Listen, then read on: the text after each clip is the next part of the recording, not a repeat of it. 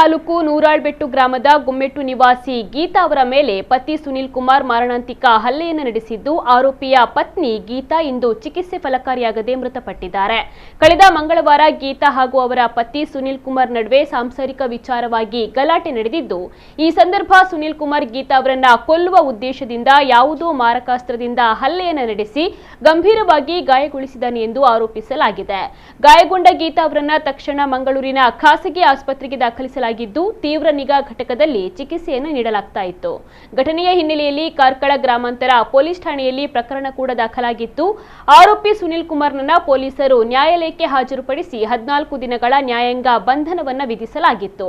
ಆಸ್ಪತ್ರೆಯಲ್ಲಿ ಚಿಕಿತ್ಸೆಯನ್ನು ಪಡೆಯುತ್ತಿದ್ದ ಗಾಯಾಳು ಗೀತಾ ಚಿಕಿತ್ಸೆಗೆ ಸ್ಪಂದಿಸದೆ ಇಂದು ಬೆಳಗಿನ ಜಾವ ಮೃತಪಟ್ಟಿದ್ದಾರೆ. ಈ ಹಿನ್ನೆಲೆಯಲ್ಲಿ ಈಗಾಗಲೇ ದಾಖಲಾಗಿದ್ದ ಕೊಲೆಗೆ ಯತ್ನ ಪ್ರಕರಣವನ್ನ ಕೊಲೆ ಪ್ರಕರಣವಾಗಿ ಪರಿವರ್ತಿಸಲಾಗಿದ್ದು ಕಾರ್ಕಳ ಗ್ರಾಮಾಂತರ ಪೊಲೀಸ್ ಠಾಣೆಯಲ್ಲಿ ಪ್ರಕರಣ ದಾಖಲಾಗಿದೆ.